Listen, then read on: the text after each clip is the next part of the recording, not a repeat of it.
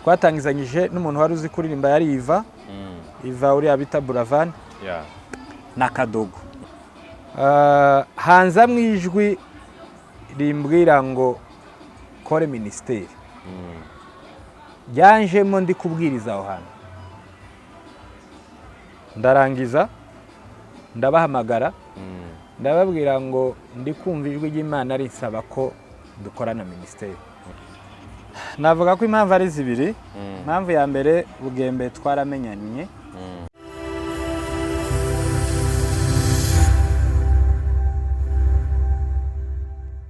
Turabasuje cyane mwe mudukurikira umunsi ku wundi aho muherereye, abari hano mu mujyi wa Kampala, mu ntara za Mbarara, Fort Portal ndetse n'ahandi hafi yaho. Turabasuje cyane. Hanyuma dusuje abantu bose bari muri East Africa, mu Rwanda, Kenya, Tanzania ndetse no Burundi, n'abantu bari iwacu muri Congo turabasuje cyane.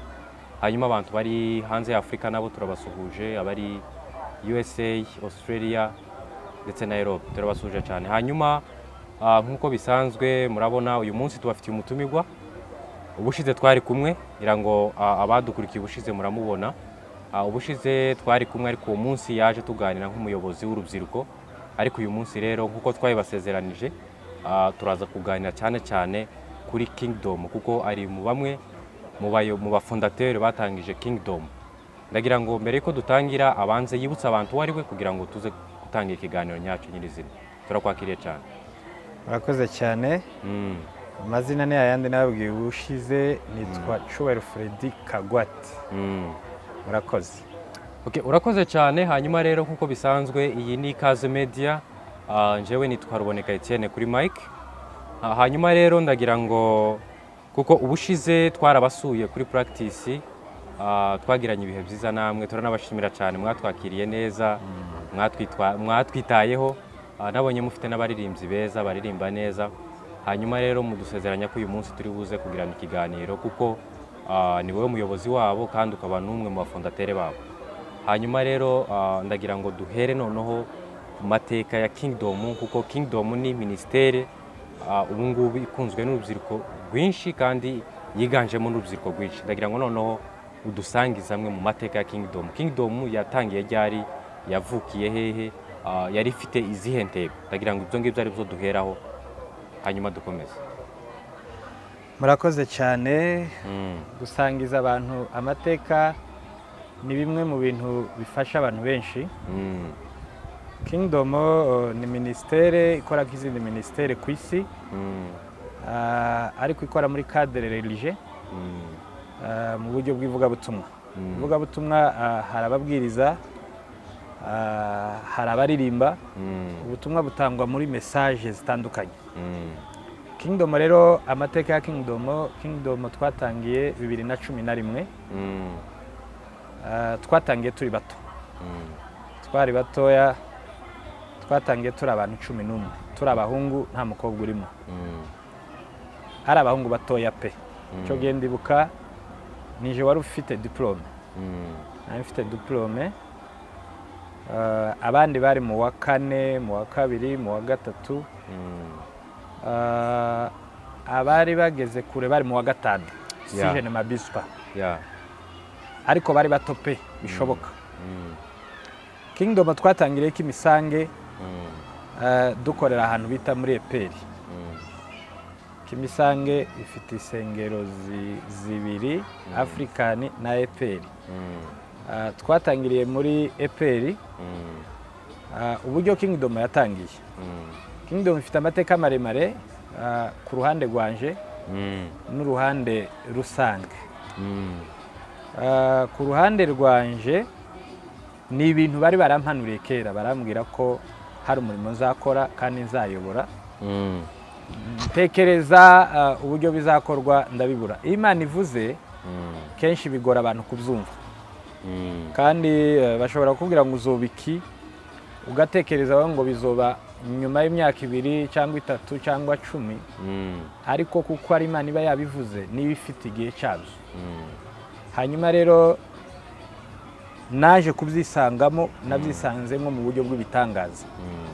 Cyo gihe bari bantumiye muri Eperi, hari korali yabo yari ifite amasengesho, barantumira njya kubwirizayo ndabwiriza nagendaga kubataramira ari nijoro bari bafite ihuduma nono nza kubataramira kandi ari ku manywa ndibuka hari après midi si je ne me trompe hari après midi ndangije kubwiriza nasanze kurya abasore bazagenda kuvizita amakorale gusa aba Kingdom benshi bari batuye Kimisange abandi bari batuye Gikondo bari abana bo muri quartier ari batoya nono ngezeyo ndababona kuko ibo bararindiraga ngo yakorari mare kurepeta nabo basigare baririmba bisanzwe ari abantu nyine baraho hanza mwijwi rimbwira ngo kore ministeri byanjemo ndi kubwiriza aho hantu ndarangiza ndabahamagara ndababwira ngo ndi kumva ijwi ry'Imana risaba ko dukorana ministeri ntibari banzi ndatekereza ko nta numwe warunzi sibye ko bambonaga nje gutaramira iyo korari hanyuma abo basore barabana bato pe barabana bato gusa bararutanaho bukeya ariko wabonaga ari batoya ubwo ngubwo duhita dutangiza igitekerezo cyo gukora ministeri ndababwira tugomba gukora ministeri niko numva umwuka ari kumpatiriza abandi baravyemera abandi bavuga ati yego namahoro nubundi natwe twifuza kuzakora team ariko uburyo tubikoramwo nibyo byatugoraga mu gihe wowe tubona usenga kandi cyo genera sengaga cyane kandi tukabona usa n'ufite icyerekezo reka twemere dukorane ariko tube groupe ditube ministeri nababwira ngo tuzaba ministeri nje n'iryo ishurirwa nahawe kuvuga ngo Kingdom yo ministeri iyo ni etape yabayeho ikurikira ndende narababwiye kubyumva birabagora bakumva ministeri ni ikintu cyagutse baravuga ngo afazari tube groupe ndababwira ati nimwe mu bihawe ariko nje zagenda mbibasobanurira mbereka n'uburyo turi ministeri hanyuma rero baremera turatangiza twatangije dusenga tugasenga tukarepeta twari dufite abantu bari bazi kuririmba ico gihe twatangizanyije n'umuntu wari uzi kuririmba yari Iva uri abita Buravan na Kadogo nibo bantu twari dufite bari bazi kuririmba ariko bari abana pe bari batoya aho ukabona bafite icyerekezo cyo kuririmba ukabona muri bo umutima wabo antuganisha no kuririmba turavuga ati rero kuba dufite abantu batera ikorasi bakaririmba twonatekereza kuja gukora igitaramo tugataramira abantu tukaririmba dufite abantu boririmba bibanze turabikora turuzanya turasenga dutangira gukora amanama turaganira ikintu nakoze nahise nde mu ubuyobozi bwihutirwa kugira ngo dukore umurimo dutangira dusenga noneho dutangira gupangana gahunda yo kuvuga ngo tuza tugenda dusabishe tuje kuririmba hano icyo gihe bari bataratumenya ariko tukagenda dusabisha tukagenda tugasura abantu tugatarama tugasenga tugasabisha ahantu tuje kuririmba bakatwemerera bigakorwa neza tukabona icyambere kirakozwe icyakabiri kirakozwe tukavuga ngo ibintu Imana ibirimo hanyuma rero bari abahungu nibo twari dufite imbere ariko nyuma haje undi yajeho nyuma gatoya yitwa Rudabagiza Patrick ni nawe waduhimbiye ziriya ndirimbo presque zose harizo Iva yagiye ahimba harizo n'abandi bagiye ahimba ariko indirimbo nyinshi 80% zari za Rudabagiza Patrick uriya wagiye muri Alarme yaduhimbiye za muhimbaza uri mwiza manu uri mwiza sinshidikanya mu byukuri nubundi mu byukuri iriya ndirimbo twaririmbye ni ndirimbo twahereyeho mu byukuri no ndirimbo twasohoye ya mbere na sinzava huri na uri mwiza manu uri mwiza izindi zirakurikira tubikora neza twagiye tubikora neza amateka asaba ibintu birebire byinshi hari n'ibindi pagenda simbuka ariko twishize hamwe turakundana tumare gukundana dutangira gusenga hari ikintu Imana buriya izikora mbere yuko bakoresha izibanza ikabagira umwe. None twari dugifite amaraso ashushe, none tukiumva ko gusenga tugomba kubikora, twamara tukagaragara cyane. Ariko kubera ko nje nari maze igihe nsenga, agenda mbibafashamwo cyane, mbashira muri kadire kugira ngo dusenge. Nubaka ubuyobozi bwa Kingdom bujaho, dutangira kuririmba, dutangira gukora ama practice, kugeza igihe twafashe ingamba zo gushiramwo abakobwa. Kuvuga dushiramwo abakobwa ni ibintu byazananiranye, aho hari akantu gasa nagasekeje, bangaga ko dushiramwo abakobwa, bagatekereza ngo wenda bazonanirwa ngo bazananirwa, ngo abakobwa bazabera ikigusha ntibabashe gutera intambwe baje imbere nkuko babyifuza no babitekereza. Nabamaze impungenge kenshi cyane, ndababwira ibintu birimo Imana kandi bizakorwa neza, kandi umurimo dukora n'uw'Imana. Uyu murimo uratandukanye n'andi maklebe yo gukina imipira n'ibindi. Ndababwira mureke dukore, tuzane n'abakobwa. Twaje guhitamo izina, icyo gihe ndabyibuka Kingdom ryaje mu Gifaransa, ndababwira ngo jewe numva twakora ministere yitwa Le Royaume de Dieu. Noneho undi aravuga ngo tubishire mu Cyongereza niyo byumvikana, yitwa Kingdom of God. Ariko igitekerezo cyaje ari Le Royaume de Dieu. Twumva rero bitewe n'ikinyi, kuko nje nize mu Gifaransa,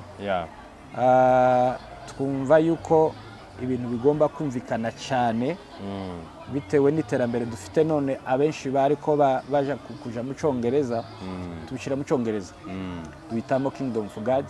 Irya Le Royaume de Dieu tuba tuyiretse dukoresha Icyongereza. Nuko izina ryaje mwishurirwa. Kandi Imana buriya ari ibintu izikora igakoresha umuntu mu buryo nawe utatekereza. Uburyo Kingdom yavutse, ntiyavutse mu bushake bwa ngewe Fred Cyubahiro. Kingdom yavutse mu bushake bw'Imana. Ntabwo Kingdom yavutse mu bushake bw'umuntu wari we wese cyangwa umumambere wese wa Kingdom. Ahubwo Kingdom yavuye mu bushake bw'Imana, irangize icinzira yonyine, kugeza ubu nyine Kingdom yitwa Kingdom. Hanyuma rero mvuze mu ncamake, Kingdom yagiye ikora ibintu bitandukanye. Twageze aho tugenda ture mu bushuti, twari inshuti na True Promises. Twagendaga kubataramira akenshi cyane, twagerayo bakampereza nkabwiriza, tuba inshuti kuko niyo bantu twabonaga twari dusa nkaho tugiye kunganaho. Iyo yari ifite abantu baturuseho bukeya kandi bo cyane basenga babimazemo iminsi, je nkumva ariyo nimero, bituma sabana nabo cyane. N'aba Kingdom bose ndabasabanisha cyane na True Promises, kubera kuko nabonaga ari abantu tugiye kungana ariko bafite amasengesho. Kandi nanjye ico gihe narasengaga kumva ngezeyo, narasengaga kumva ngezeyo kugeza ngeze kuri uyu munsi. Okay, hanyuma rero uri umuntu utaragaragaye cyane muri video z'indirimbo mwagiye musohora. Ndibaza ko niba atari indirimbo imwe cyangwa zibindi zishobora kuba waragaragayemo, kandi wari umuyobozi mu bayobozi. Ni iyihe mpamvu yatuma utagaragara cyane mu ndirimbo zanyu? Buriya abantu bose bazagaragara muri video, buriya hari abagize impamvu zitandukanye zatumye batagaragara mu mavideo. Yabuze umwanya, abandi bagiye gukora clip tabona umwanya. Jewe hari impamvu imwe yatumye ntagaragara mu mavideo menshi. Atekereza ko video nagaragayemo nimwe izamuhimbaza.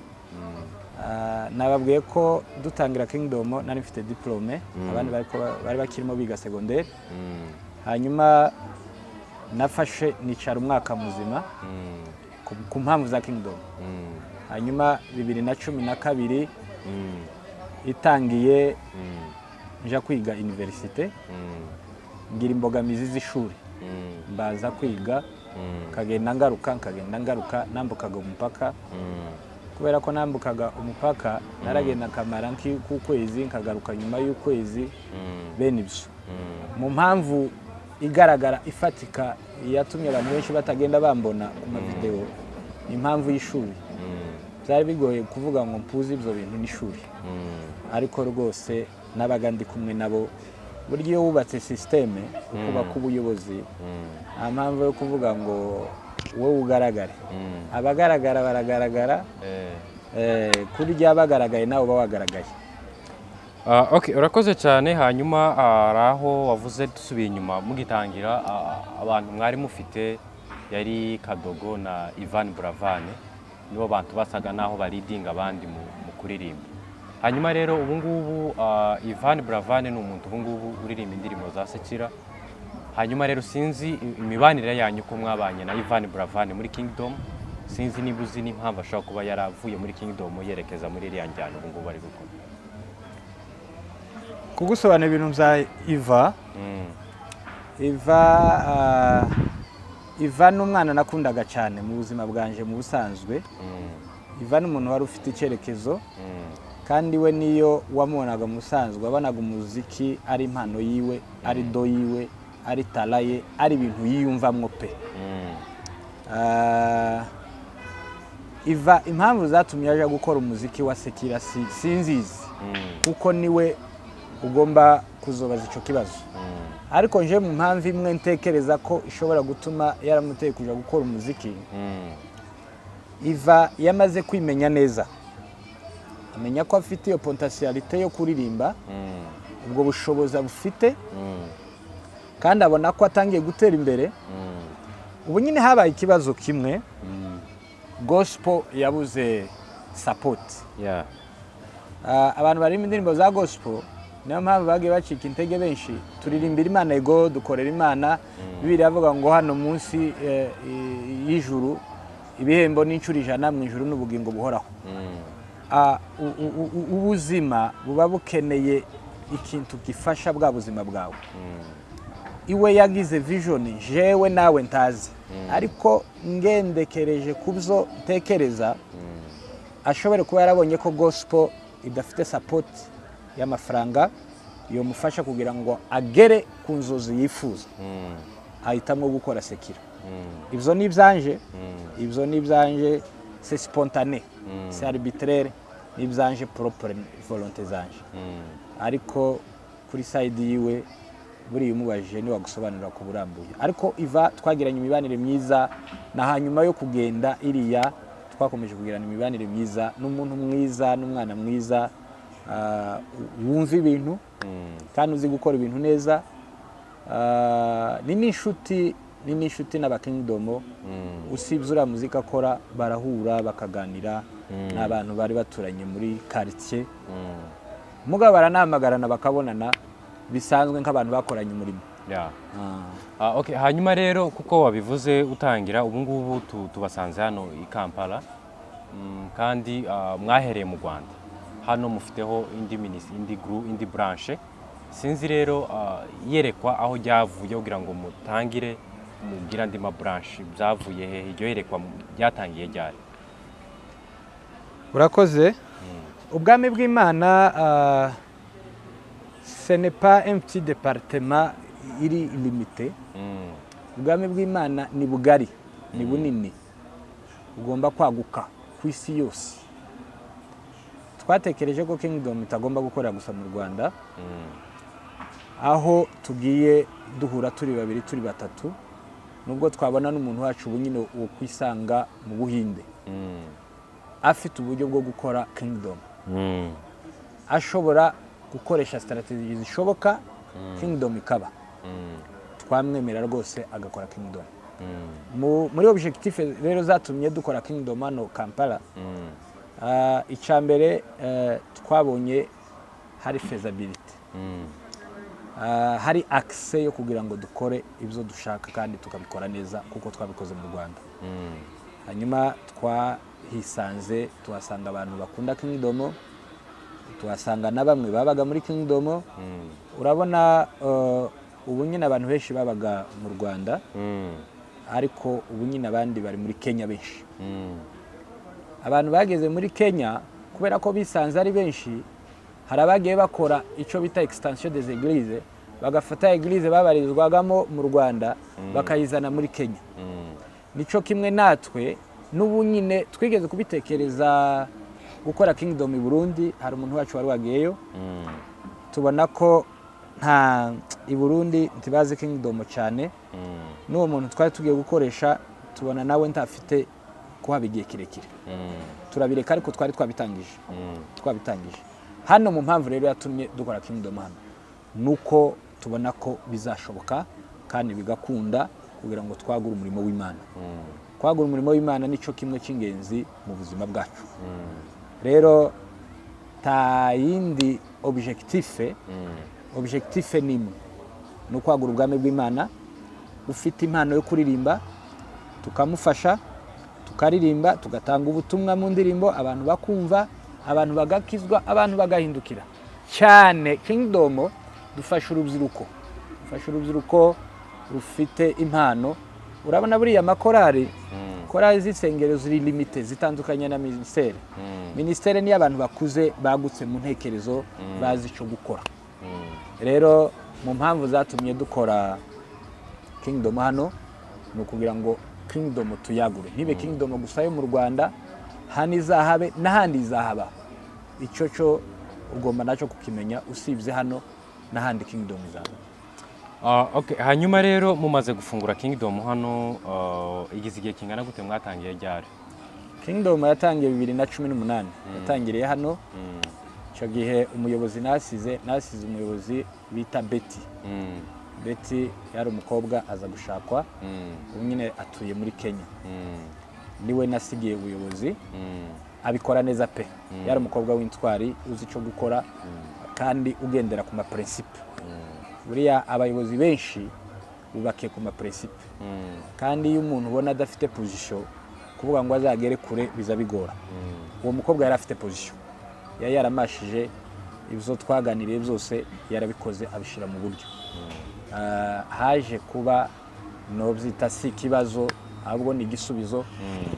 Aza kubona umugabo arashakwa, Imana ishimwe ko yamwubakiye kandi turanamushimira cyane. N'umugabo we turanamushimira cyane, wadutwariye president, yajanye umugore mwiza. Betty ni wari uyoboye Kingdom hano kandi yabikoze neza cyane. Ubu nyine tukaba dufite undi muyobozi uyoboye Kingdom hano, yitwa Iragaba.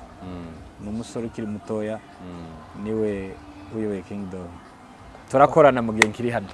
Okay, hanyuma rero i Kigali, hariya muri Kingdom i Kigali, ndibaza ko mufite indirimbo nyinshi mwasohoye, mwagiye mukora ibikorwa byinshi, muramenyekana cyane ahantu henshi. Ariko hano urumva guhera 2018 ubu turi 2022, ubwo ni imyaka hafi 4 iri kuja kurangira. Hanyuma rero sinzi impamvu hano mwe mutaragira ikintu mukora bituma mugaragara cyane, nko gusohora indirimbo kugira gute, sinzi impamvu ishobora kuba yaratumye mwe mutinda gukora cyane hano. Impamvu zatumye dutinda gukora tizobura.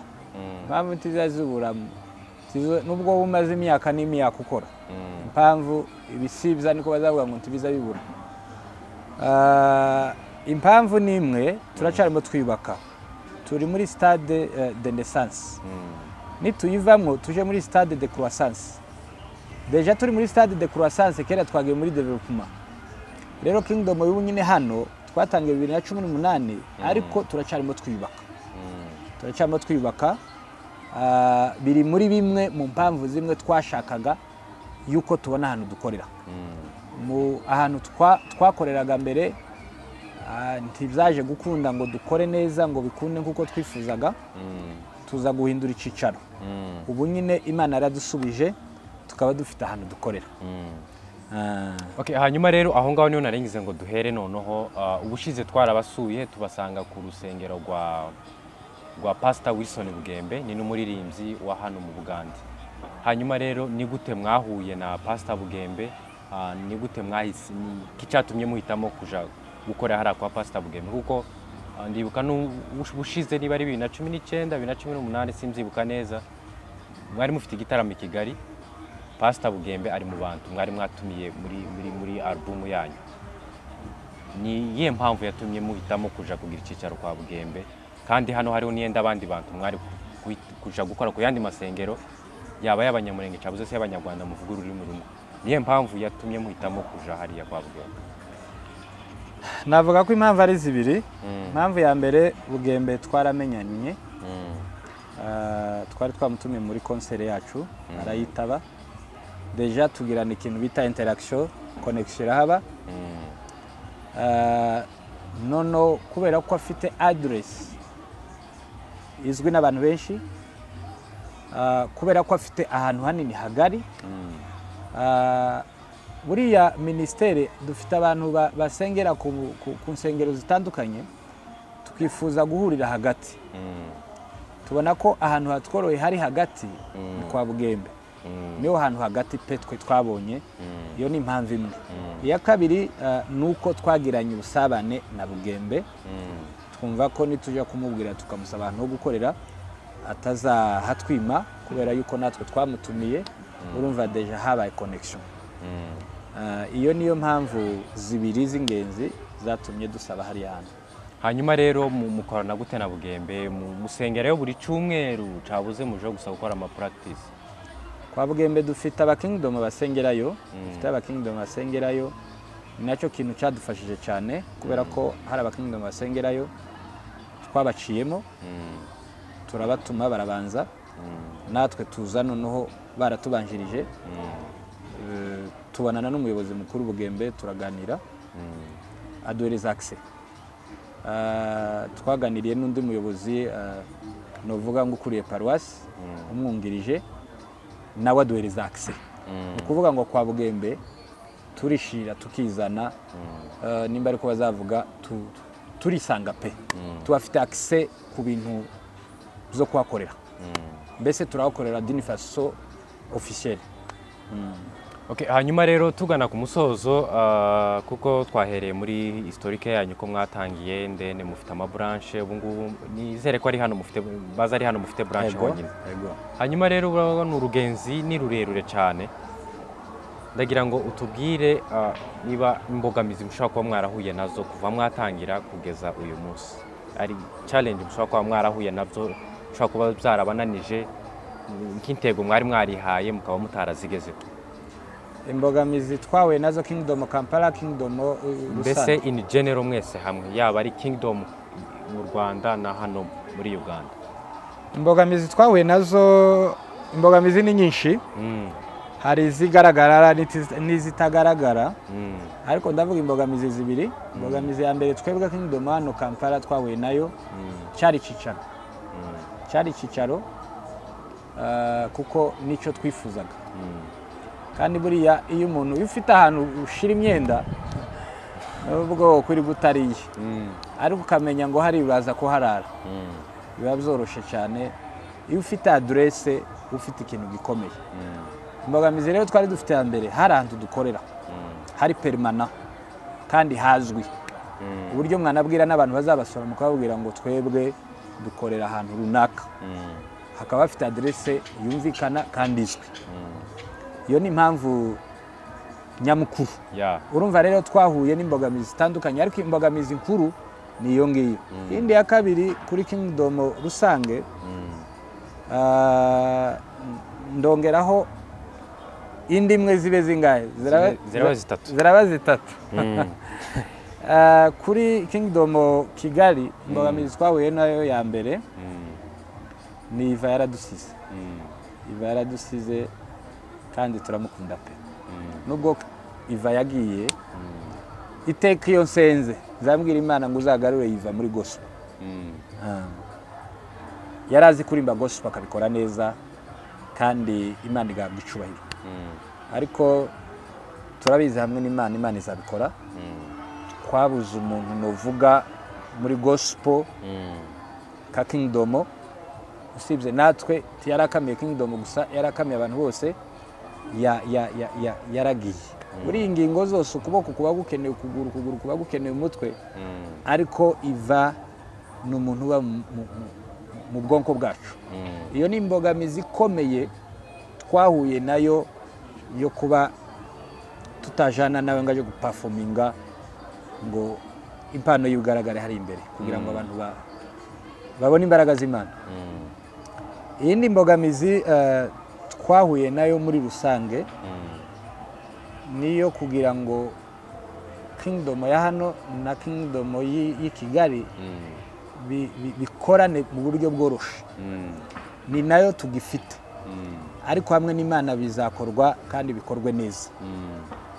Kuko urabona abantu iyo ari ibihugu bibiri kera kurya ntima muri hamwe cyane mwohura d'une façon administrative, ariko kuvuga ngo twebwe ibyo twifuza ngo bigegwe 100% yabigoye. Ndagwereza urugero, ubushize twakoze igiterane hano Kibera muri Methodist, kuvuga ngo baze bisaba dépense nyinshi, natwe kuvuga ngo tubitegure biradusaba indi dépense nyinshi, ukabona hari imbogamizi ituma tudakora nk'uko dutekereza. Kubera iki? Kubera ibihugu bibiri. Izo nizo mbogamizi zitatu ushobora kuvuga twarahuye nazo muri Kingdom, zasaga n'izitumiremereye cyane. Indi mbogamizi ntoya noita ntoya, ariko nayo si ntoya, ni Rudabagiza Patrick. Rudabagiza Patrick ni umusore ufite impano y'Imana ikomeye, azi kwandika indirimbo. Ziriya ndirimbo twarimbye mu by'ukuri, nzamuhimbaza, uri mwiza Mana, uri mwiza sinshidikanya, niwe wazanditse, yazigizemo uruhare runini kandi n'umuhimbyi mwiza pe. Iyo nayo n'indi mbogamizi twagize yo kuba yaradusizererwa, aho yagiye aho yagiye yakoze umurimo w'Imana akarawukora, ariko twebwe kuri side yacu hari kibura, hari kibura. Nubwo dufite abandi bahimba, ariko hari kibura.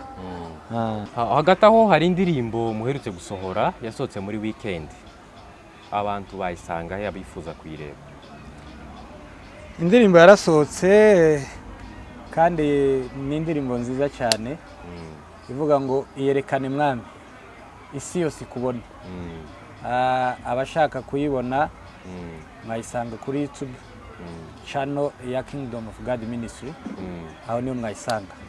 Hanyuma rero tugana ku musozo, ndagira ngo ugira message ugenera urubyiruko se cyangwa abandi bantu babifuza gutangira ministeri, cyangwa se baratangiye ariko bati baragera kure, bese niye message wabagenera? Urakoze cyane. Message nagenera abantu bifuza gukora ministeri n'abayitangije, ntegereje ko ari kubabajije. Abayitangije bakomeze, nta kintu gisa na ministeri.